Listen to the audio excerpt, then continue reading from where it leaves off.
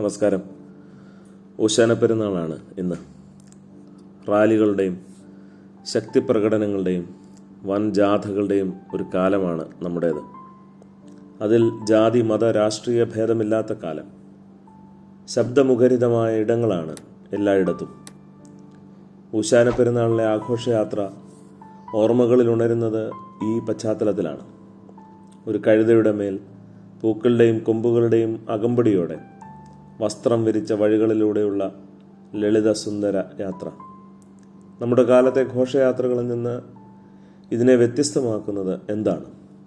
ശരിക്കും ഈ പ്രയാണത്തിൻ്റെ തുടർനാളുകളാണ് ഇതിനെ വേറിട്ടതാക്കുന്നത്. നമ്മുടെ പ്രകടനങ്ങൾ അത്രയും നേടിയെടുക്കലിന് വേണ്ടിയുള്ളതാണ്. അവകാശ സമരങ്ങൾ മാത്രമാണ്. ഒരർത്ഥത്തിൽ കടമകൾ മറക്കലും കൂടിയാണ്.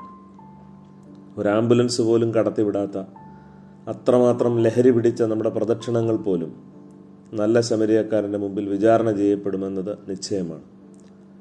സത്യത്തിൽ അവരവരുടെ രക്ഷപ്പെടലിന് വേണ്ടിയാണ് നാം ജാതിയായാലും മതമായാലും തിരിഞ്ഞ് പ്രകടനങ്ങൾ നടത്തുന്നത്.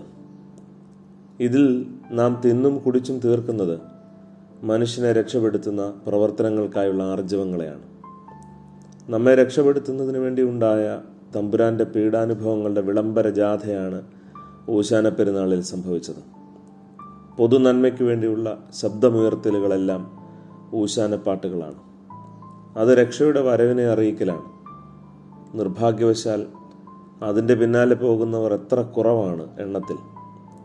ഒപ്പമുണ്ടായിരുന്ന എത്രയോ പേർ കുരിശിൻ്റെ വഴിയിൽ ദൂരെ മാറി നിൽക്കുന്നു, ഒറ്റുകൊടുക്കുന്നു, തള്ളിപ്പറയുന്നു.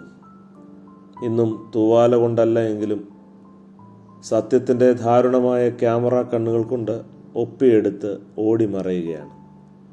ആരും ആരുടെയും തുണയ്ക്കെത്താത്ത ഈ കാലത്ത് ദൈവമേ, ഒരു കഴുതയുടെ റോളെങ്കിലും ലഭിക്കുന്ന ഒരു വിമോചന യാത്ര ആയുസ്സിൽ എപ്പോഴെങ്കിലും ഒന്നുണ്ടായിരുന്നെങ്കിൽ.